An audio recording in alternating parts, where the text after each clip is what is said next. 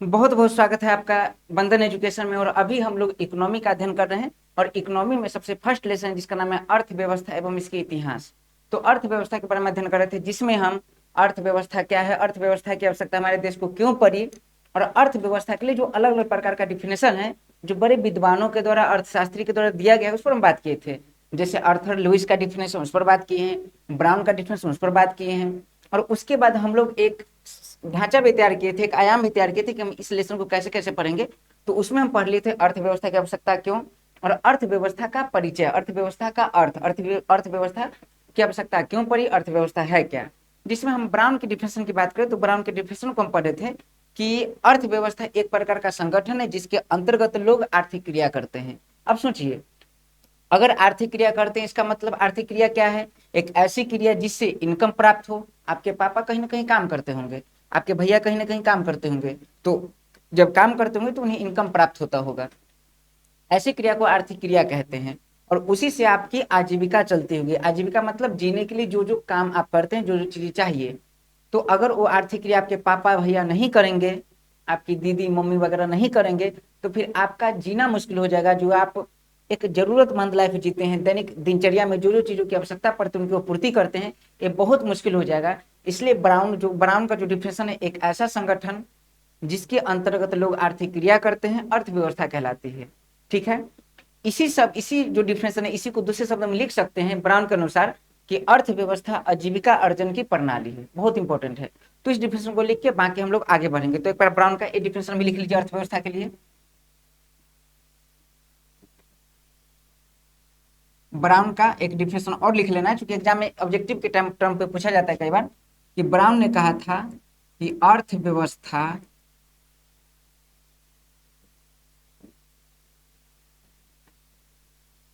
अर्थव्यवस्था आजीविका अर्जन की आजीविका अर्जन की प्रणाली। ये लाइन एग्जाम में कई बार पूछ दिया जाता है, किसने कहा था अर्थव्यवस्था आजीविका अर्जन की प्रणाली है। तो आपको याद रखना है अर्थशास्त्री ब्राउन ने। ये था हमारा पीछे की क्लासेस के बाद। अब हम लोग प्रॉपर आज क्या करने वाले हैं, तो आज हम करने वाले, जैसे एक बार देख लीजिए हम लोग अध्ययन क्या करने वाले थे। तो हम इसका जो डायग्राम बनाए थे इस लेसन का, तो डायग्राम में हम सबसे पहले देखे थे, हम देखेंगे अर्थव्यवस्था। जैसे लेसन का नाम क्या था, अर्थव्यवस्था। एकदम जैसे जैसे पढ़ा रहा हूँ बिल्कुल ऐसे पढ़िए। और फिर आपके सामने मैं आपके प्रीवियस ईयर जो एग्जाम में पूछेगा उसका सवाल भी रखूंगा, जो इस लेसन के अंत के सवाल है वो भी रखूंगा। और कॉम्पिटिटिव एग्जामिनेशन में यहाँ से जो सवाल इस लेसन से पूछे जाते हैं वो भी रखूंगा। और आप पाएंगे कि सारा सवाल बिना सोचे आप बना रहे हैं। देखें और सटाक से, जैसे पूछो दो और दो तो आपको सोचना पड़ेगा चार, सटाक से चार मार दीजिएगा, वैसे आपको एकदम आसान हो जाएगा। तो लेसन का नाम है अर्थव्यवस्था एवं इसके विकास का इतिहास, इसके विकास का इतिहास लेसन का नाम है। तो हम देखें तो सबसे पहले देखेंगे अर्थव्यवस्था का परिचय। परिचय में देखेंगे अर्थव्यवस्था की आवश्यकता क्यों पड़ी। इस पर हम बात की कि भारत एक सोने की चिड़िया थी, इंग्लैंड ने कब्जा किया, शोषण किया, उसकी आधारिक संरचना को नष्ट किया। आधारिक संरचना को नष्ट करने के बाद हमारा देश पूरी तरह से पतन हो गया। और उस देश को फिर वही रूप में लाने के लिए आजादी के बाद हम नए नए आयाम पर काम किए, नए नए योजनाएं सेट किए। इसे ही अर्थव्यवस्था कहते हैं। तो अर्थव्यवस्था पर जब तक काम नहीं करेंगे तब तक हमारा देश विकास नहीं करेगा। इसलिए हमें अर्थव्यवस्था की आवश्यकता पर, इस पर बात कर चुके हैं। इसके बाद हम देखे थे अर्थव्यवस्था क्या है। तो क्या पर बात करें तो दो तीन हम पढ़े, एक तो आर्थर लुइस का डिफिनेशन पढ़े और दूसरा ब्राउन का डिफिनेशन पढ़े, जिसमें हम समझे अर्थव्यवस्था क्या है। अब इसके बाद देखें तो इसके बाद पढ़ना था अर्थव्यवस्था की संरचना। क्या पढ़ना था, अर्थव्यवस्था की संरचना। और संरचना में दो चीजें पढ़नी थी, एक पढ़ना था अर्थव्यवस्था के क्षेत्र और दूसरा पढ़ना है अर्थव्यवस्था के प्रकार। तो आज की क्लास में हम अर्थव्यवस्था के क्षेत्र पर बात करेंगे। और आगे आप कॉम्पिटिटिव एग्जाम की तैयारी करना चाहते हैं, 11th-12th में जाएंगे तो भी हो सकता है कुछ बच्चे जिसे यूपीएससी पीसीएस वगैरह में जाना हो, तो वैसे बच्चे के लिए आर्ट साइड ठीक होता है। ऐसा नहीं कि साइंस बेकार है, लेकिन आर्ट साइड ज्यादा बेनिफिशियल है, क्योंकि जो ये सब एग्जाम है, जितने भी सिविल सर्विसेज एग्जाम है, उस एग्जामिनेशन में ह्यूमैनिटी सब्जेक्ट से ज्यादा सवाल पूछे जाते हैं। ठीक है। तो अगर वहां आप जाते हैं तो वैसे एग्जामिनेशन में इस क्षेत्र से बहुत ज्यादा सवाल आता है और प्रकार से बहुत ज्यादा सवाल आता है। लेकिन क्षेत्र से सवाल क्यों आता है, क्योंकि याद रखना है हमारे देश में 3 प्रकार के सेक्टर हैं, हालांकि अब तो 5 हो गए हैं। तो 3 प्रकार के सेक्टर, इसी सेक्टर से देश आगे बढ़ रहा है, यही सेक्टर में जो लोग काम करते हैं इससे देश आगे बढ़ रहा है, देश की इकोनॉमी डेवलप कर रही है। तो चूंकि देश को डेवलप करवाना है इसलिए इस सेक्टर की जानकारी होना जरूरी है। तो आज की क्लास में हम पढ़ेंगे, इस लेक्चर में प्रॉपर पढ़ेंगे अर्थव्यवस्था की संरचना में क्षेत्र के बारे में और फिर इसके प्रकार के बारे में। क्लियर है? और इसे ठीक से कंप्लीट करेंगे। तो चलिए अब टॉपिक बनाइए अर्थव्यवस्था के क्षेत्र। प्यारा सा टॉपिक है अर्थ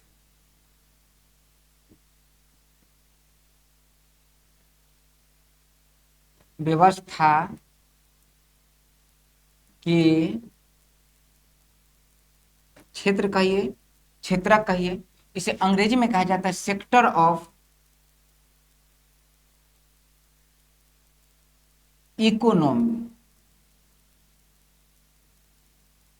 तो पूछे अर्थव्यवस्था क्या है, तो आपको पता है अर्थव्यवस्था एक ऐसी व्यवस्था है जिसमें कोई राष्ट्र वहां उपस्थित जितने भी मानव की आवश्यकता है उसको संतुष्ट करता है, संतुष्ट करने के लिए संसाधन का वितरण करता है, अर्थव्यवस्था है।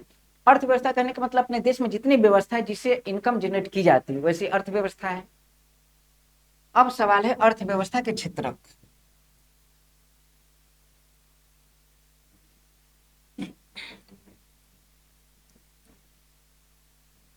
अर्थव्यवस्था के क्षेत्र की आवश्यकता क्यों पड़ी, इन चीजों पे अभी ध्यान नहीं देना है, अभी फिलहाल ये ध्यान देना है हम लोग को, आगे जब कॉम्पिटिटिव लेवल का तैयारी करेंगे वहां जाना है कि अर्थव्यवस्था के क्षेत्र की आवश्यकता क्यों पड़ी।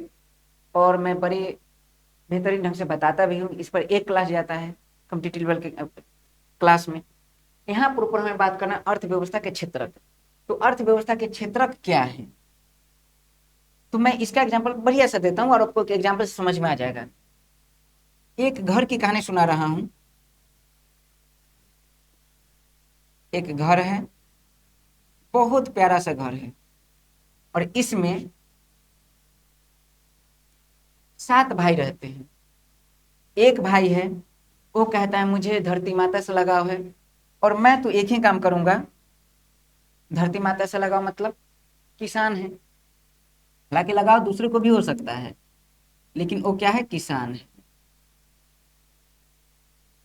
तो एक भाई किसान है, दूसरा भाई कहता है कि हमें जल देवता से लगाव है और वो करता है मत्स्य पालन। एक मतलब पहला भाई किसान है, दूसरा कह रहा है आप खेती कीजिए हम बारी करेंगे, मतलब पशुपालन करेंगे। तो दूसरा करता है पशुपालन।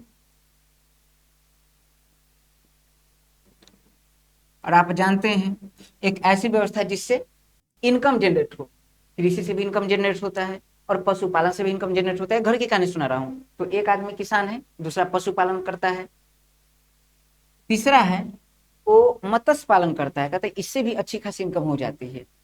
तो तीसरा क्या करता है, मत्स्य पालन।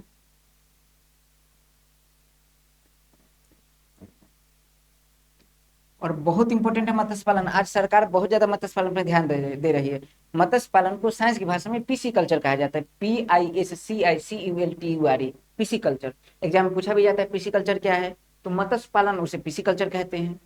तो चलिए देखिए, एक भाई क्या है, किसान, दूसरा भाई मत्स्य पशुपालन करता है, तीसरा भाई मत्स्य पालन करता है, चौथा कहता है नहीं इस टाइप का काम हमें करना नहीं है, हम एक अलग लेवल का काम करेंगे। आज दुनिया में ईंधन की आवश्यकता खूब ज्यादा है, तो मैं काम करूंगा कोयले की फैक्ट्री में और नहीं तो तेल की फैक्ट्री में। उसका 2 पर्पस है, 2 चॉइस है। एक क्या कर रहा है वो कोल माइंस, जहाँ कोयला का खाना मतलब कोयले का खदान है जहाँ से कोयला निकाला जाता है वहां काम करता है। और नहीं तो कभी कभी उसकी इच्छा होती है तो वाइल जो कंपनी जहाँ से तेल का भंडारण है, जहाँ से तेल निकलता है, वैसे कंपनी में तेल की रिफाइनरी में काम करता है। आ रहा है पूरा समझ में? एक भाई किसान, दूसरा भाई एक देखिए खेती बाड़ी करता है, किसान है, दूसरा गाय वगैरह पशुपालन कर रहा है, तीसरा मछली पालन कर रहा है, चौथा कोयले और तेल की फैक्ट्री में काम कर रहा है। एक भाई और है जो कह रहा है हम थोड़ा सा टेक्निकल काम करना चाहते हैं, सौर ऊर्जा वगैरह, सौर पैनल, सौर प्लेट कैसे बनते हैं वहां काम करना चाहते हैं, लेकिन उसके लिए जरूरी क्या है, सौर ऊर्जा।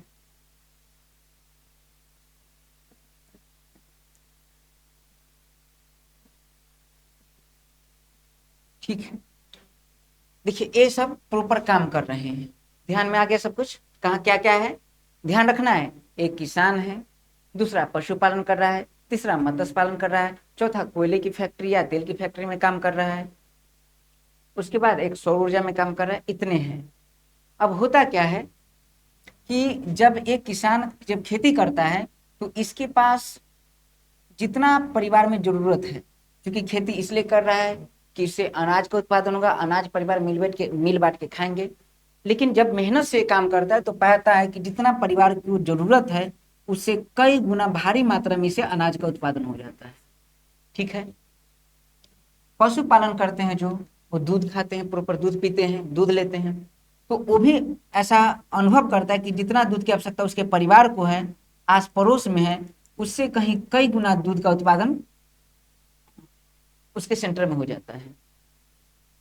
अब मत्स्य पालन का सिंपल बात है, सारा मछली तो खुद खाएगा नहीं, मत्स्य पालन कर रहा होगा मछली बेचने के लिए, तो इसके पास भी ठीक ठाक मात्रा में मछली है जिसको सप्लाई कर पाए। अब कोयला और तेल तो समझ रहे हैं, कोयला और तेल ये प्रॉपर करता है क्या है, कभी कभी मतलब समझना ऐसी बात को, कभी कभी कोयला घर पे ले आया, कोयला का तस्करी भी कर देता है, कोयला का तस्करी वगैरह कर देता है, समझिए इस बात को।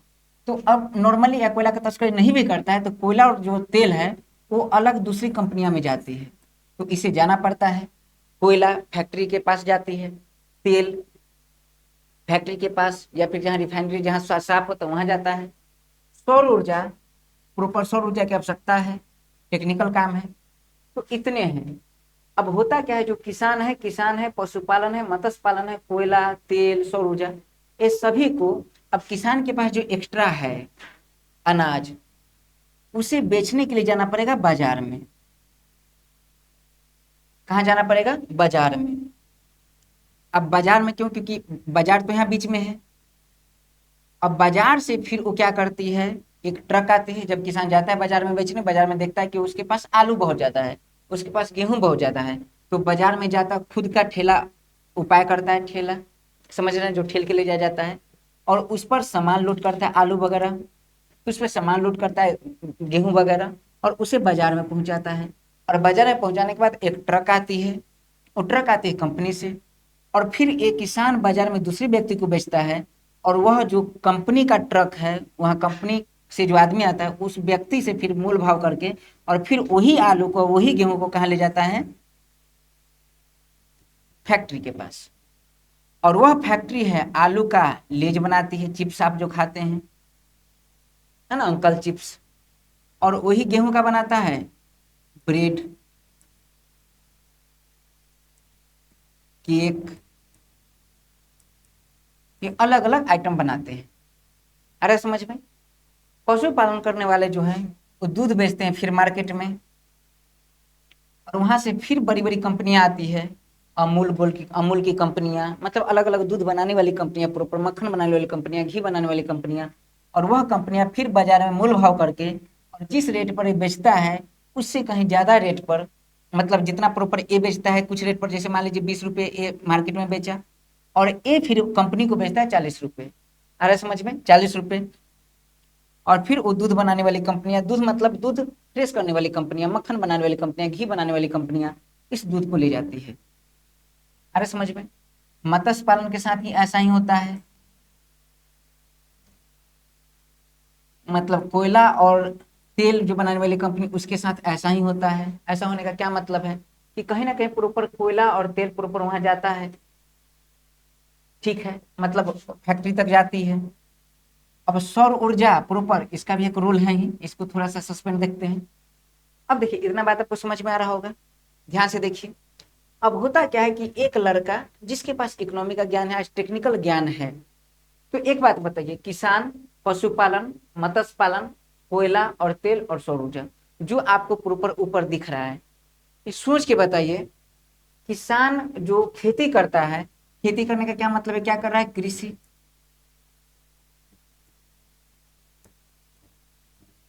और कृषि किस प्रकार का संसाधन है? किसान ने गेहूं का फसल खुद बनाया होगा या उत्पादन किया होगा? वो कुछ एफर्ट अपना लगाता है, फसल खुद तैयार होता है। यानी कृषि जो है एक प्रकार का, कृषि से उत्पन्न जितने पदार्थ है वो प्राकृतिक संसाधन है। क्लियर है? पशुपालन, गाय का, कुक्कुट का, बकरी का पालन, भेड़ पालन, ये सब क्या है? एक प्रकार का प्राकृतिक संसाधन है। मत्स्य पालन प्राकृतिक संसाधन है, कोयला प्राकृतिक संसाधन, तेल प्राकृतिक संसाधन, सौर ऊर्जा प्राकृतिक संसाधन। तो प्रॉपर जो भी आपको दिख रहा है जो प्रकृति से प्राप्त हुआ है, ह्यूमन ने थोड़ा सा एफर्ट लगाया, अपना थोड़ा सा एक तरीका डेवलप किया, और उस तरीका डेवलप करके जो किसान खेती करते क्या करते, उसके पास बीज पहले से होता है, बस उसके प्रोडक्शन को बढ़ा देता, उसकी मात्रा को बढ़ा देता अपना एफर्ट लगा के। मत्स्य पालन में क्या है, ऐसा तो नहीं है कि कुछ कार्बन लिया, हाइड्रोजन लिया, ऑक्सीजन लिया, नाइट्रोजन लिया, प्रोटीन बना, प्रोटीन से मछली तैयार कर दिया, ऐसा तो नहीं है। उसने क्या किया, मछली उस कुछ अमाउंट में है उसके पास, और उस मछली को रिप्रोडक्शन करा के बड़े लेवल पर मतलब बड़ी संख्या में मछली को तैयार किया। पशुपालन में वही हो रहा है। कोयला पेट्रोलियम जमीन में मौजूद है, उसे अपना एफर्ट लगा के बाहर निकाल दिया, क्लियर है। अशुद्ध है उसे साफ कर दिया। सौर ऊर्जा है तो ऊर्जा को दूसरे रूप में बदला जा सकता है, तो सौर ऊर्जा को विद्युत ऊर्जा में बदल दिया।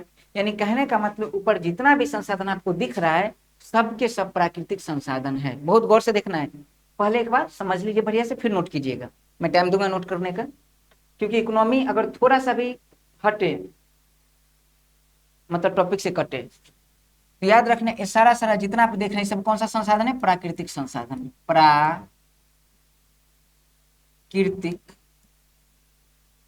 संसाधन। और प्राकृतिक संसाधन से प्रकृति से सीधे प्राप्त किए गए हैं फसल, प्रकृति से सीधे प्राप्त किए गए पशु, उसको पाला गया, प्रकृति से सीधे प्राप्त किए मत्स्य, प्राकृतिक से सीधे प्राप्त किया गया सौर ऊर्जा, प्राकृतिक से सीधे कोयला और पेट्रोलियम। आ रहा समझ में। लेकिन ये जो प्राकृतिक संसाधन है, जो भी मतलब किसान ने कृषि के अनाज को भेजा यहाँ, उसने क्या किया, अपना थोड़ा सा एफर्ट लगा के उसमें थोड़ा सा उसका वैल्यू, जैसे मान लीजिए कि यहाँ से आया गेहूं, और गेहूं है 10 रुपए के जी, अरे समझ में कितने, 10 रुपए के जी, या आलू है प्रॉपर 50 रुपए के जी, और उस आलू को जो फैक्ट्री में भेजा गया तो फैक्ट्री में जब चिप्स बनेगा, लेज बनेगा, तो समझिए लेज आपको क्या लग रहा है, 50 रुपए किलो के हिसाब से मिलेगा, महंगा मिलेगा, महंगा मिलेगा। आप देखते हैं बस आपको एक पॉलिथीन दिया जाता है, एक प्लास्टिक का पैकेट दिया जाता है, उसमें चिप्स कम और हवा ज्यादा होता है, और फिर आपसे 5 रुपए ले लिया जाता है। आप एज्यूम कीजिए अगर 1 केजी चिप्स होता तो उसका प्राइस कितना होता, समझिए इस बात को।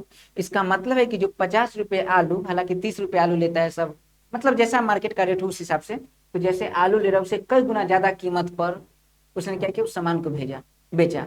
आप भी क्या खरीदना चाहते हैं, आलू नहीं, आप खरीदना चाहते हैं लेज। वास्तव में आप लेना चाहते हैं क्योंकि उसने वैल्यू ऐड किया, वैल्यू मतलब मूल्य, और ऐड मतलब वर्धन। उसने क्या किया, आलू का जो कीमत था उसमें कुछ सब्सटेंस मिला के, कुछ पदार्थ मिला के उसे चटपटा बना के और उसका मूल्य वर्धन करके और लेज बना दिया, और आपको लेज खूब पसंद है। उसने वही गेहूं से, जो आप घर पे रोटी खाते हैं वही गेहूं से उसने ब्रेड बना दिया, उससे केक बना दिया, और आपको बहुत ज्यादा पसंद आ रहा है। अरे समझ में। फैक्ट्री ने क्या किया, जो प्राकृतिक संसाधन था उसमें कुछ वैल्यू ऐड कर दिया। वर्ड करना, वर्ड वर्ड इकोनॉमी का वर्ड पकड़ना है। कंपनी ने क्या किया, फैक्ट्री ने क्या किया, जो आप प्राकृतिक संसाधन किसान ने जो खेत में लगाया था उसमें वैल्यू ऐड कर दिया। वैल्यू ऐड मतलब मूल्य वर्धन, याद रखना है, मूल्य वर्धन। मूल्य को अंग्रेजी में वैल्यू कहते हैं और वर्धन को कहते हैं ऐड। और वैल्यू ऐड किया तो वैल्यू ऐड जब करेगा मूल्य वर्धन, जाहिर सी बात है उसका मूल्य बढ़ जाएगा। ऐसा हुआ। जो दूध जो गांव में बिकती है, ठीक से देखिए, उससे कई प्रकार के पदार्थ बनाए, मिल्क, मक्खन, घी, सब कुछ बना दिया, और फिर अलग अलग रेट पर सबको बेच दिया। तो प्रॉपर दूध की जो कीमत थी उससे ज्यादा कीमत इधर जनरेट होगा। इसका मतलब यहाँ भी मूल्य वर्धन किया है। पनीर बना दिया, उसका कीमत बहुत ज्यादा। अरे समझ में। तो सोचिए दूध मिलता है लगभग 30-40 रुपए लीटर, पनीर मिलता है 250 रुपए के जी, 220 रुपए के जी। अब सोच के अलग अलग क्वालिटी का पनीर, तो सोच के बताइए वैल्यू ऐड किया नहीं किया। मछली की कीमत 140, 160, 180, उससे मछली से अचार बनती है, मछली से दवा बनती है। अरे समझ में। तो दवा की कीमत 1200 रुपये, मछली से बनने वाली दवा की कीमत 1200 रुपये, 800 रुपये ऐसे है। तो सोचिए, और मिलीग्राम में ऐसे है वजन। इसका मतलब मूल्यवर्धन किया गया। कोयला, तेल, मूल्यवर्धन किया गया। सौर ऊर्जा, कोई कीमत नहीं, फ्री में सौर ऊर्जा आ रही है, उसकी एनर्जी चेंज करके कुछ पदार्थ बना दी, मूल्यवर्धन किया गया। तो आपको याद रखना है कि कृषि, पशुपालन, मत्स्य पालन, कोयला, तेल, सौर ऊर्जा, जो सीधे प्राकृतिक संसाधन प्राप्त होते हैं, इसमें भी तो वर्क करना पड़ता है। लोग खेती करके और अपना आजीविका चला रहे हैं, और जो आजीविका चल, आजीविका मतलब गुजर बसर जो हो रहा है, तो खेती करके अपना आजीविका चला रहे हैं, ये भी अर्थव्यवस्था है। पशुपालन करके आजीविका चला रहे हैं, अर्थव्यवस्था है। मत्स्य पालन करके आजीविका चला रहे हैं, अर्थव्यवस्था है। कोयला पेट्रोलियम में काम करके आजीविका चला रहे हैं, अर्थव्यवस्था है। सौर ऊर्जा अर्थव्यवस्था है। यानी ये सब अर्थव्यवस्था का एक क्षेत्र है। इस क्षेत्र को कहते हैं प्राथमिक क्षेत्र। क्या कहते हैं? प्राथमिक क्षेत्र। यानी अर्थव्यवस्था के एक क्षेत्र का नाम तो हमें क्लियर हो गया, प्राथमिक क्षेत्र। आप किताब पढ़ेंगे इकोनॉमी में तो आपको पता चलेगा कि अर्थव्यवस्था के 3 क्षेत्र हैं। एक क्षेत्र है जिसे कहते हैं प्राथमिक क्षेत्र, एक क्षेत्र जिसे कहते हैं, मैं इधर लिख देता हूँ, एक बार ध्यान से देखिए। अर्थव्यवस्था के कितने क्षेत्र हैं? अर्थव्यवस्था के 3 क्षेत्र हैं। एक है प्राथमिक क्षेत्र, एक है द्वितीयक क्षेत्र और एक है तृतीयक क्षेत्र। अरे समझ में? लेकिन अभी के समय में जो हमारे इकोनॉमिस्ट हैं वो बताते हैं अर्थव्यवस्था के 5 सेक्टर हैं। ठीक है, हालांकि तीसरा सेक्टर, इसी के 2 प्रकार हैं। तो जल्दी बताइए, अर्थव्यवस्था के कितने क्षेत्र? 3 क्षेत्र हैं, प्राथमिक, द्वितीयक, तृतीयक, प्राइमरी, सेकेंडरी और टर्सरी सेक्टर है। प्राथमिक क्षेत्र क्या है? तो प्राथमिक क्षेत्र में हमने देखा कि वैसा क्षेत्र जिसमें सीधे प्राकृतिक संसाधन से चीजें प्राप्त हो। बस सोचना नहीं, याद नहीं रखना है। मैं पूछूंगा आपसे, बताइए, कृषि प्राकृतिक संसाधन प्रदत्त है, पशुपालन प्राकृतिक संसाधन पर प्रदत्त है, मत्स्य पालन प्राकृतिक संसाधन प्रदत्त है, कोयला, पेट्रोलियम, सौर ऊर्जा, ये सब प्राकृतिक संसाधन। और जो प्राकृतिक संसाधन प से प्राकृतिक, प से प्राथमिक क्षेत्र। क्यों प्राथमिक क्षेत्र क्यों कहा गया? क्योंकि याद रखना, ये जो फैक्ट्री में चीजें बन रही है, फैक्ट्री में चीजें बन रही है, सौर प्लेट कहाँ बनेगा? फैक्ट्री में। कोयला पेट्रोलियम से चीजें कहाँ सही होगी? फैक्ट्री में। मत्स्य पालन, मछली से दवा वगैरह कहाँ बनाया जाएगा? एक प्रकार का लैब में, उद्योग में। पशुपालन से दूध, मतलब दूध से पनीर, क्रीम वगैरह कहाँ बनाया जाएगा? फैक्ट्री में। इसका मतलब ये जो सेक्टर जो भी है, उद्योग, याद रखना कहाँ हो रहा है चीजें? ये हो रहा है उद्योग में। और सोचिए, पहले चीजें यहाँ आई, प्राथमिक ये है, तभी तो यहाँ वैल्यू एड हुआ। इसलिए प्राथमिक इसे कहते हैं और इसे कहा जाता है द्वितीयक क्षेत्र। तो याद रखना है, प्राथमिक क्षेत्र में क्या आ जाएगा? तो प्राथमिक क्षेत्र में आ जाएगा कृषि। कृषि प्रमुख है। और उद्योग किस में आ जाएगा? उद्योग आ जाएगा द्वितीयक क्षेत्र में। क्योंकि प्राथमिक क्षेत्र से जितनी चीजें प्राप्त हुई उसमें वैल्यू ऐड करके हमने एक नए पदार्थ बना दिए। सोच के बताइए, कोई दिक्कत? फिर से सोचिए, प्राकृतिक संसाधन जो भी है, हमने खेती किया, अनाज बना, पशुपालन किया, दूध बना, उसके बाद जो भी मत्स्य पालन किया, मछली, उसके बाद फिर कोयला, पेट्रोलियम, कोयला ऑयल की कंपनी में काम किया तो तेल, कोयला, सौर ऊर्जा है उसको बदल दिया। इस सब में वैल्यू ऐड करने के लिए हमें फैक्ट्री चाहिए, उद्योग। तो जहां याद रखना है, जहां से सीधे प्राप्त हुआ प्राथमिक क्षेत्र है। ये नहीं होता तो ये नहीं होता, जो पहले है वो प्राथमिक है। आप प्राथमिक स्कूल में पहले पढ़ते हैं ना, तो ये क्या है? प्राथमिक क्षेत्र है। और इसमें वैल्यू ऐड जहां हुआ वो क्या है? द्वितीयक क्षेत्र। अरे सोचिए, अब सोचिए, एक किसान को यहाँ से सामान यहाँ पहुंचाने में कितना टफ पड़ा, और किसान को प्रॉफिट कम। क्यों? क्योंकि उसने पहले भेजा, दूसरे को बेचा, और दूसरे ने फिर तीसरे को बेचा। और ऐसे याद रखना है, एक ही बीच में मौजूद नहीं हो सकता है कि किसान से कंपनी बहुत दूर हो और बीच में बहुत सारे मीडिएटर हो, खरीदने वाले बेचने वाले बहुत सारे लोग हों। बताइए, अंतिम रूप से किसान को कितना कम प्रॉफिट होगा? क्योंकि मेहनत किसका? किसान का है। मेहनत किसका? पशु पालने वाला का। फिर भी प्रॉफिट उसे कम होगा, क्योंकि याद रखना, वो बेचेगा 20 रुपए, अगला 30 रुपए, अगला से 40 रुपए, 50 रुपए, 60 रुपए, और फैक्ट्री को प्रॉपर कितना पड़ेगा? 100 रुपए। और फैक्ट्री को 100 रुपए पड़ेगा तो फिर लोग जो खरीदेंगे उसे सामान, जो चीजें बनेगी वो सामान खरीदेंगे, तो जैसे बात 100 रुपए से ज्यादा महंगा बेचेगा वो, और 100 रुपए से ज्यादा कीमत पर बेचेगा तो लोग को और ज्यादा महंगा पड़ेगा। जबकि सोचिए, अगर यही कंपनियां अगर डायरेक्ट किसान से संपर्क कर ले, आ रहा है समझ में? एक कंपनियां डायरेक्ट किसान, ये जो कंपनियां डायरेक्ट पशुपालन करने वाले से संपर्क कर ले, तो कैसे लेगा? तो हो सकता है जो किसान इसे 20 रुपए दे रहा था, हो सकता है इसे 30 रुपए दे दे कंपनी को। अरे समझ में? क्योंकि बीच का जो मीडिएटर वाला मामला है वो तो घट गया, और बीच का मीडिएटर वाला मामला जब घट गया तो कंपनी को 30 रुपए दे देगी वही दूध। और 30 रुपए जब देगी तो सोचिए, जो ये पनीर वगैरह बनाएगा, जो भी मटेरियल बनाएगा, जो भी वैल्यू एड करके सामान बनाया, उसका कीमत मार्केट में कम होगा। अरे समझ में? और मार्केट में कम होगा तो चीजें ज्यादा बिकेगी, और ज्यादा बिकेगी तो फैक्ट्री को भी फायदा होगा। तो फैक्ट्री को भी फायदा, और किसान जो 20 रुपए बेच रहा था अब उसे 30 रुपए बेचना पड़ा, उसे भी फायदा। यहाँ इसे भी फायदा, उसे भी फायदा, इसे भी फायदा, उसे भी फायदा, इसे भी फायदा, उसे भी फायदा। तो याद रखना है, होता क्या है कि यही किसान जो मार्केट में सामान लेके बेचने जा रहा था, बार बार इसे समस्या होती थी, ठेला लेना है, पैक करना है, उसके पास 4-5 आदमी हो, उसे भी तो कुछ कीमत देनी है। तो जो पढ़ा लिखा आदमी होगा वो कहेगा अच्छा बताइए, कंपनी जो है उसे किसान के बारे में आइडिया नहीं होगा, क्योंकि किसान छोटा है, कंपनी बहुत बड़ी है, तो कंपनी तो डायरेक्ट किसान से संपर्क करेगी नहीं। तो किसान को संपर्क करना पड़ेगा कंपनी से, पशुपालन करने वाले लोगों को संपर्क करना पड़ेगा कंपनी से। तो होता क्या है कि अब मान लीजिए आप पढ़े लिखे हैं, आपको डिजिटल युग का दुनिया का पता है, आप जा रहे हैं गांव शहर से पढ़ के और देख रहे हैं कि एक चाचा हैं, मक्खन चाय मान लीजिए, वो जा रहे हैं गेहूं बेचने मार्केट। आप पूछे चाचा कहाँ जा रहे हो, बोले मार्केट जा रहे हैं बबू गेहूं बेचने। क्यों? क्योंकि मार्केट से फिर कंपनी उठा के ले जाएगी, फिर लेज बनाएगी। अब बोले पापा तो चाचा ये क्यों कर रहे हैं?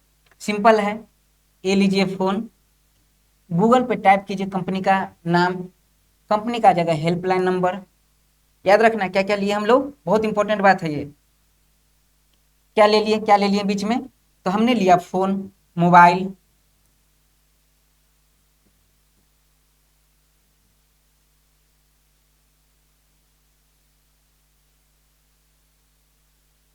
याद रखना क्या है ये, मोबाइल। गूगल पे हमने टाइप किया कंपनी का नंबर आ गई। और कंपनी का नंबर आने से इस किसान ने डायरेक्ट बात किया कंपनी से कि आप मार्केट से कितना में उठाते हैं गेहूं या आलू। उसने बताया इतना रेट, कंपनी का हेल्पलाइन नंबर होता है। आप यहाँ आ जाइए और जो आप 100 रुपये उठा देते वही आलू वही गेहूं मैं आपको 30 रुपये दूंगा। बताइए कंपनी को प्रॉफिट है या नहीं? कंपनी क्या करेगी, वहां से भेजी बस, क्या भेजी, बस नहीं ट्रक, ट्रक लिखे ट्रक। और वह जो ट्रक है वो प्रॉपर क्या की, पूरे ट्रक एक बार गेहूं और आलू को लोड किया और लोड करके कहां तक ले गई, कंपनी तक। अरे समझ में, यही प्रोसेस क्या होगा पशुपालन के साथ, यही प्रोसेस क्या होगा मत्स्य पालन के साथ, वही प्रोसेस क्या हुआ कोयले फैक्ट्री के साथ, वही प्रोसेस क्या हुआ सौर ऊर्जा वाले के साथ। जब ऐसा होगा तो बीच में देखिए मोबाइल है, ये है। कभी कभी किसान चाचा को मन किया कि ऐसा करे एक अपना ट्रक ले लेते हैं, कंपनी बार बार, क्योंकि कंपनी बार बार ट्रक भेजेगी तो कभी लेट हो जाएगा, क्योंकि उसके पास बहुत सारे किसान होंगे, लेट हो सकता है, तो क्यों ना खुद ही टाइम से पहुंचा दे। और वो जो मतलब आने जाने का जो किराया होगा कंपनी से ले लिया जाएगा। तो अब सवाल है कि किसान ट्रक कहाँ से लेगी? तो ये बताता है, देखिए चाचा बैंक भी होता है और बैंक बहुत कम रेट पर आपको ट्रक फाइनेंस कर देगी। और उस ट्रक के माध्यम से आप फिर अपने सामान को, प्राइमरी सेक्टर वाले सामान को, प्राथमिक क्षेत्र वाले सामान को द्वितीय क्षेत्र में पहुंचा सकते हैं। तो एक बात बताइए, प्राथमिक क्षेत्र क्या आप बता सकते हैं क्या? बस भाई का नाम याद रखना है। कृषि प्राथमिक क्षेत्र, पशुपालन प्राथमिक क्षेत्र, मत्स्य पालन प्राथमिक क्षेत्र, कोयला पेट्रोलियम प्राथमिक क्षेत्र, कोयला का खनन किया जाता है, तेल का उत्खनन किया जाता है प्राथमिक क्षेत्र, और सौर ऊर्जा प्राथमिक क्षेत्र। द्वितीय क्षेत्र क्या है? उद्योग धंधा द्वितीय क्षेत्र। आ रहा समझ में? जहां उद्योग में क्या किया गया, विनिर्माण किया गया, जो चीजें बनी हुई थी उसे फिर से उसका वैल्यू एड किया गया, विनिर्माण किया गया। तो विनिर्माण पूछे, द्वितीय क्षेत्र। समझ में आ रहा है बात? और वैसा चीज जो प्राथमिक क्षेत्र को द्वितीय क्षेत्र से जोड़ दिया है, जैसे मोबाइल, जैसे ट्रक, जैसे बैंक, ये सारा चीज हो जाएगा तृतीय क्षेत्र। आ रहा है समझ में? तो अर्थव्यवस्था के कितने क्षेत्र, अब अगर एक कहानी आपको समझ में आ गया तो किसी भी लेवल का सवाल बने आपसे सवाल बन जाएगा। तो बस इसी कहानी से हमें आप सारा लिखना है। तो टॉपिक क्या है, अर्थव्यवस्था के क्षेत्र। और अर्थव्यवस्था के कितने क्षेत्र हैं, तो हम लिखेंगे अर्थव्यवस्था के क्षेत्र में, अर्थव्यवस्था के कितने क्षेत्र हैं, तो अर्थव्यवस्था के 3 क्षेत्र हैं।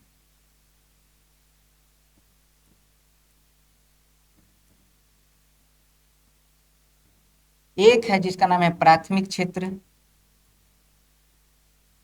जिसे कहा जाता है प्राइमरी सेक्टर। एक है द्वितीयक क्षेत्र,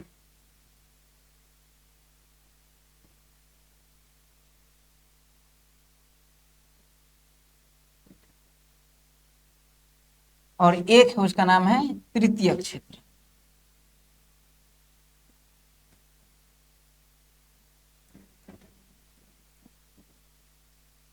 चलिए बताइए, अर्थव्यवस्था के कितने क्षेत्र? 3 क्षेत्र।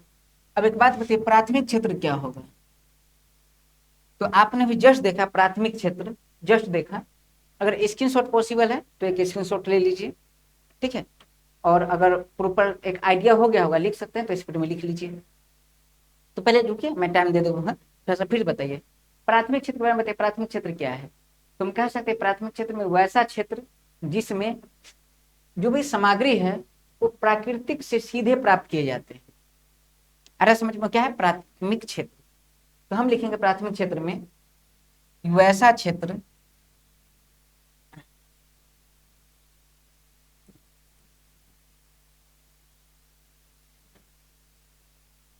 वैसा क्षेत्र जो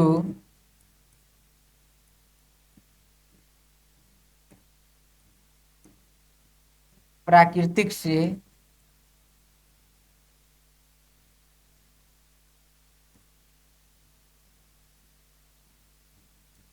सीधा प्राप्त, ये प्राथमिक क्षेत्र है। वैसा क्षेत्र जो प्राकृतिक से सीधा प्राप्त हो, या वैसा क्षेत्र जिसमें संसाधन, लिख दीजिए, जिसमें संसाधन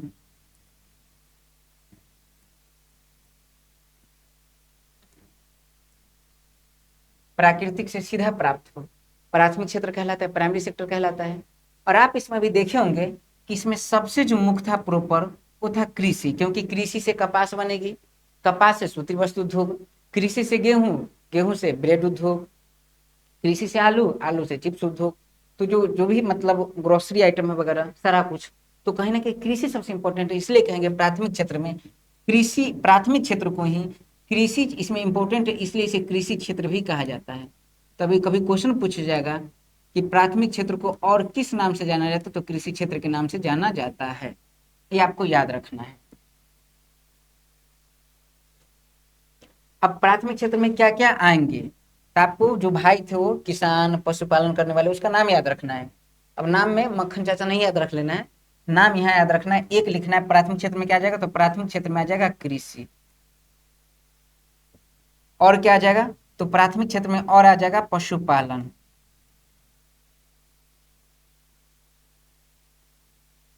प्राथमिक क्षेत्र में और क्या आ जाएगा, प्राथमिक क्षेत्र में और आ जाएगा मत्स्य पालन।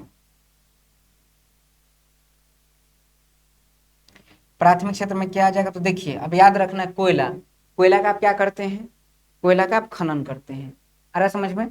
तो कोयला का खनन करते हैं, तेल का उत्खनन करते हैं। तो खनन और उत्खनन कहीं भी लिखा हो, जैसे खनन किसका करेंगे, तो कोयला आप देखेंगे ऐसे से पाया जाता है, तो जो इस दिशा में खुदाई हो, मतलब ऐसे या ऐसे खुदाई हो, उसे कहा जाता है खनन। तो खनन अगर कहीं किसी चीज का हो वो क्या हो जाएगा, प्राथमिक क्षेत्र। और तेल जब भी निकाला जाता है, तेल की खुदाई ऐसे होती है, तो इसे कहा जाता है उत्खनन, उत्खनन। अरे समझ में, माइनिंग रिफाइनिंग, ये क्या हो जाएगा, प्राथमिक क्षेत्र। कोई भी लेवल का एग्जाम दीजिए, प्राथमिक क्षेत्र में यहां से बाहर सवाल नहीं है। एक बात और बता दूंगा, प्राथमिक क्षेत्र में जितने लोग काम करते हैं, उसके काम करने वाले लोगों को कहा जाता है, क्योंकि देख लीजिए कृषि बहुत मेहनत है, प्रॉफिट कम है। अब दिमाग नहीं है सर, बड़े लेवल का किसान, बड़े लेवल के किसान के पास मेहनत भी बहुत ज्यादा होता है, लोग उसके पास बहुत होते हैं। पशुपालन, मत्स्य पालन, जैसे आप अगर सरकारी टीचर हैं तो कम से कम आप काम करें ना करें लेकिन सैलरी फिक्स है, आती है। देखिए भले कुछ भी बोल लें लेकिन रियलिटी सबको पता है, बहुत लोग मेहनत करने वाले हैं, ऐसा नहीं है। लेकिन आप ना भी करें, कंडीशन है ऐसा, ना भी करे तो सैलरी आ जाएगी, सैलरी रुकेगी नहीं। लेकिन किसान ना करे तो, पशुपालन करे ना करे तो, मत्स्य पालन वाले थोड़ा सा ढिला दे तो, नहीं करे तो, खनन खनन वाले थोड़ा सा, इसमें तो बहुत सारी जाने जाती है। बहुत सारे मतलब आप जाते हैं काम करने, कोयला निकालते हैं, साथ में सैलरी भी आती है, साथ में बीमारी भी आती है। उत्खनन में ऐसा ही, तो इसमें खतरा बहुत ज्यादा है, इसलिए इसे रेड कॉलर जॉब भी कहते हैं। तो प्राइमरी सेक्टर में जो काम है उसे क्या कहते हैं, रेड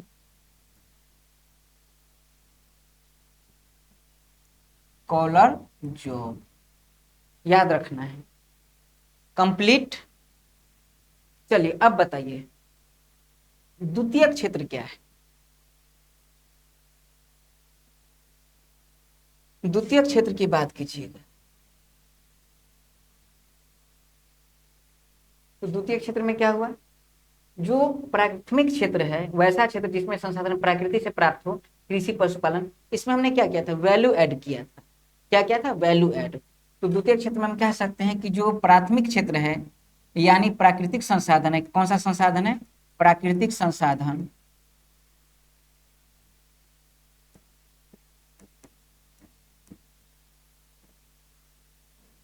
इसमें हमने किया क्या, वैल्यू ऐड किया। वैल्यू ऐड मतलब मूल्यवर्धन, और वैल्यू ऐड करके एक नया पदार्थ बना दिए। ये कहाँ बना, द्वितीय क्षेत्र में, उद्योग में। अब उद्योग में सारा काम होता है, इसलिए इसे कहते हैं, द्वितीय क्षेत्र को उद्योग क्षेत्र भी कहा जाता है या औद्योगिक क्षेत्र भी कहा जाता है। क्वेश्चन आपसे पूछा जाएगा, पूछा भी गया है कई बार, कि कृषि क्षेत्र किस क्षेत्र को कहते हैं, प्राथमिक क्षेत्र को, औद्योगिक क्षेत्र किस क्षेत्र को कहते हैं, द्वितीय क्षेत्र को। आ रहा समझ में।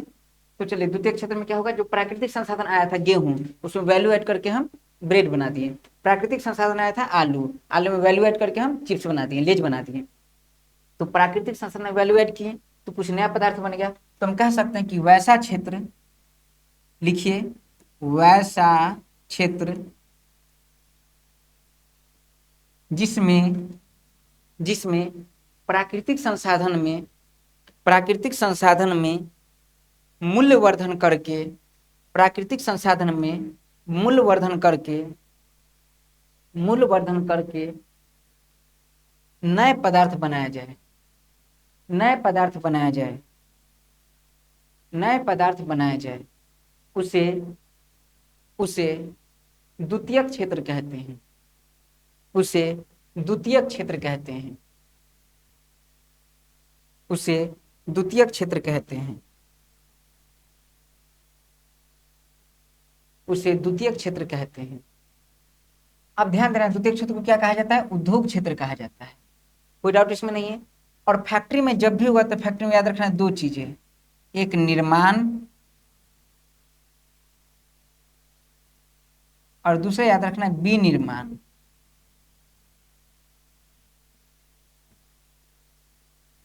अब निर्माण विनिर्माण में क्या अंतर है, ज्योग्राफी में आप पढ़े होंगे, ठीक है, इसलिए इस पर ज्यादा डिस्कस करना उचित, एक लेसन नहीं पढ़ना, निर्माण उद्योग विनिर्माण उद्योग बड़े लेवल पे हो गया है। थोड़ा सा एक बात बताइए, अगर कोई पूछे जल कौन सा क्षेत्र है, जल, तो जल तो प्राकृतिक संसाधन है, प्राथमिक में आएगा, गौर करना है, जल एक बार सोचना है प्राकृतिक है या नहीं, तो प्राकृतिक संसाधन है इसलिए प्राथमिक क्षेत्र में आएगा।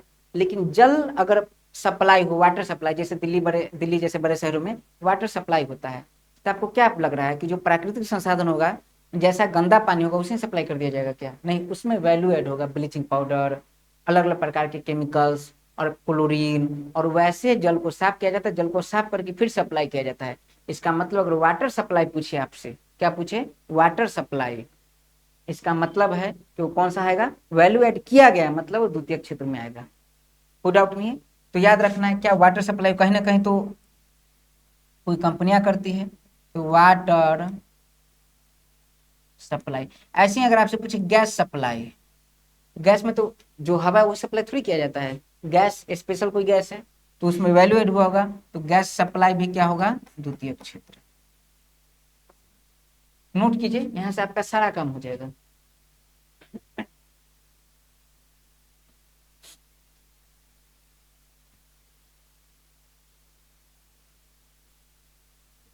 किसने कहा था अर्थव्यवस्था आजीविका अर्जन की प्रणाली है, ब्राउन ने, याद रखना है, ब्राउन।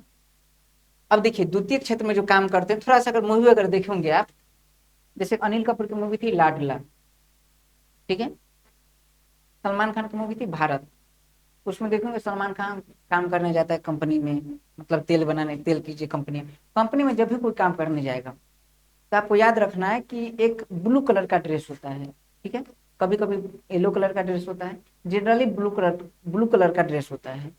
इससे आपको याद रखना है कि द्वितीय क्षेत्र में जो काम करने वाले लोग हैं उसे, जैसे इसे रेड कलर जॉब कहते हैं, उसे द्वितीय क्षेत्र में उद्योग में काम करने वाले लोग को ब्लू कलर जॉब कहते हैं, ब्लू कॉलर जॉब। आ रहा है समझ में, ब्लू कॉलर, कॉलर ए, कलर नहीं। अब सवाल है तृतीय क्षेत्र क्या है। अब देख लीजिए, तृतीय क्षेत्र में मैंने क्या कहा था कि वैसा क्षेत्र जो प्राथमिक क्षेत्र और द्वितीय क्षेत्र को क्या करता है, जोड़ के रखता है। इसके काम को, किसान को उद्योग में आलू भेजना था, आलू भेजने में बहुत मुशक्कत आ रही थी, बहुत तकलीफ हो रही थी। एक फोन आया, फोन कंपनी के पास गया, कंपनी ने ट्रक भेजा और सामान सप्लाई। किसान ने सोचा बाद में कि मैं अपना ट्रक ले लूँ। बैंक के पास गया, बैंक ने कहा कुछ फॉर्मेलिटी पूरी करनी होगी, जायदाद का कागज वगैरह देना होगा, एक मतलब क्रेडिट देना होगा जिससे हमको ये भरोसा हो कि आप मेरा लोन लेके जो पैसा मैं दूंगा वो लेके आप नहीं भागेंगे। और एक फॉर्मेलिटी के बाद आपको इतने पैसे दिए जाएंगे और बैंक ही प्रॉपर क्या करती है, वो सप्लाई, वो फाइनेंस करवा देती है ट्रक। अब बताइए अगर ट्रक न होता तो कितना दिक्कत होता प्राथमिक क्षेत्र को द्वितीय क्षेत्र में जोड़ने में। अगर मोबाइल नहीं होता कितना समस्या होती, बीमा नहीं होता कितना समस्या होती, लोन पास नहीं होता कितना समस्या होती।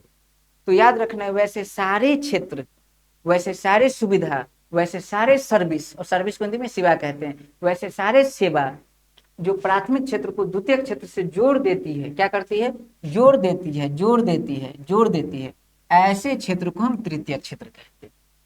अरे समझ में, तो क्या बोलेंगे हम, वैसा क्षेत्र जो प्राथमिक क्षेत्र को द्वितीय क्षेत्र से जोड़ती है। अरे समझ में, बोलिए, वैसा क्षेत्र, वैसा क्षेत्र जो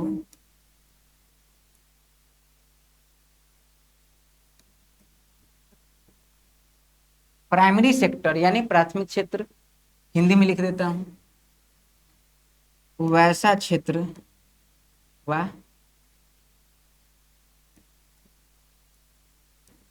वैसा क्षेत्र जो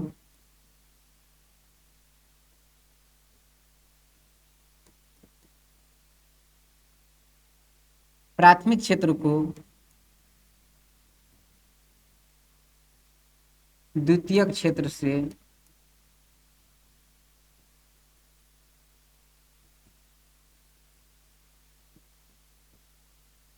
जोड़ता है, क्या कहलाता है,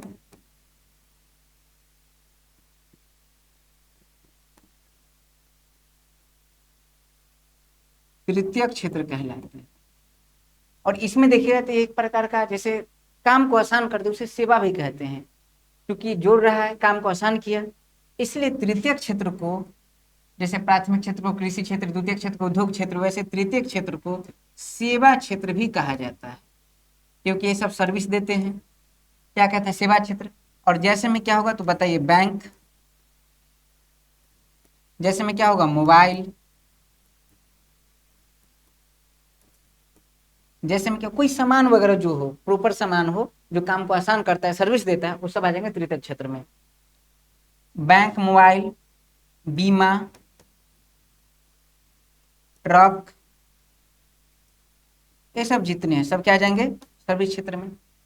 डॉक्टर, टीचर, वकील, क्योंकि सब सेवा दे रहे हैं, डॉक्टर, टीचर, लॉयर, ये सब जितने हुए हैं सारे सब क्या हो जाएंगे, जज, मजिस्ट्रेट, सब जितने हैं सब क्या हो जाएंगे तृतीय क्षेत्र। तो मुझे इतना यकीन है कि अब आपको पूरे समझ में आ गया होगा। अच्छा, इस जॉब की बात करें, तृतीय क्षेत्र कौन सा जॉब है, तो जैसे देखिए red collar job, blue collar job, उस प्रकार से अगर इसे बात करें तो देखिए, एक शिक्षक को क्या कहेगा, शिक्षक, डॉक्टर, ये सब व्हाइट है, नहीं सफेद, इसलिए इसे व्हाइट कॉलर जॉब भी कहते हैं। क्या कहते हैं, व्हाइट कॉलर जॉब। तो आज के बाद अगर किसी के पिताजी किसान हैं तो कहीं जाके नहीं बोलना कि मेरे पिताजी किसान हैं, आपको बोलना है कि मेरे पिताजी इंडियन इकोनॉमी के प्राइमरी सेक्टर में योगदान देते हैं। ठीक है, अगर फैक्ट्री में काम करते हो तो आपको बोलना है मेरे पिताजी इंडियन इकोनॉमी के सेकेंडरी सेक्टर में योगदान देते हैं। अगर किसी के पिताजी टीचर हैं तो आपको बोलना है कि मेरे पिताजी इंडियन इकोनॉमी के टर्सरी सेक्टर में योगदान देते हैं। अरे समझ, अब आगे पढ़ेंगे हम लोग, अभी तो नहीं। टर्सरी सेक्टर के दो पार्ट होते हैं, फोर्थ और फिफ्थ। वैसा सेक्टर जो ज्ञान से रिलेटेड हो, जैसे मान लीजिए कोई इंजीनियर है, डॉक्टर है, वकील है, डॉक्टर है, शिक्षक है, ये सारे आ जाएंगे प्रॉपर किस में, फोर्थ सेक्टर में। और जो फैसला सुनाने वाले हैं, जज, मजिस्ट्रेट वगैरह, ठीक है, ये सब जितने हैं, न्यायपालिका, मतलब जितना ये सब आ जाएगा फिफ्थ सेक्टर में, हालांकि अभी पढ़ना नहीं है। तो ये वाला पूरा पार्ट हो गया हमारा अर्थव्यवस्था के क्षेत्र। एक बार नोट कीजिए, अगर ये भी किसी को चाहिए, ये वाला भी नोट करना है तो स्क्रीनशॉट ले लीजिए, या फिर अगर संभव उतारना तो उतार लीजिए ताकि बाद में क्लियर हो। और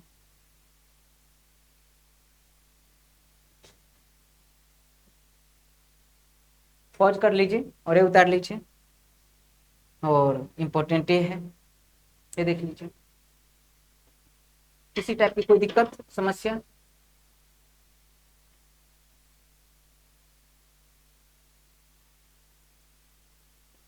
चलिए, तो ये जो हमारा सेक्टर है प्रॉपर, ये हमारा इंड हुआ। अब हमें पढ़ना है अर्थव्यवस्था के प्रकार। क्या पढ़ना है? अर्थव्यवस्था के प्रकार। तो अर्थव्यवस्था के 3 प्रकार होते हैं, उसे भी हम प्रॉपर फिर अभी तो समझाना फिर मुश्किल हो जाएगा। तो अर्थव्यवस्था के प्रकार को हम नेक्स्ट लेक्चर में देखेंगे, क्योंकि अर्थव्यवस्था के 3 प्रकार है। आप एक बार बुक पढ़ के आइएगा। एक है पूंजीवादी अर्थव्यवस्था, एक है समाजवादी अर्थव्यवस्था, एक है मिश्रित अर्थव्यवस्था। ठीक है। तो इन अर्थव्यवस्था को, चूंकि भारत में मिश्रित अर्थव्यवस्था एग्जाम में पूछा भी जाता है कि भारत में कौन सी अर्थव्यवस्था है, तो मिश्रित अर्थव्यवस्था एग्जाम में पूछा जाता है, बहुत इंपॉर्टेंट है। तो उस पर हम नेक्स्ट लेक्चर में बात कर लेंगे, ताकि चीजें और ज्यादा क्लियर समझ में आए। तो मिलते हैं हम अगले क्लास में एक इकोनॉमी के टॉपिक के साथ। लेसन का नाम अर्थव्यवस्था एवं इसके इतिहास है, और आप इसे बार बार रिवाइज करके कंप्लीट कीजिए, क्योंकि आप अगर आगे अच्छा करना चाहते हैं लाइफ में, आप अगर अच्छा व्यक्ति बनना चाहते हैं, जो देश में अपना कुछ योगदान देना चाहते हैं, तो आपको ये सब बातें समझ में आनी चाहिए। ठीक है। तो हम लोग सब बात करेंगे अगले क्लास में, तब मिलते हैं अगले क्लास में। तब तक के लिए जय हिंद, जय भारत।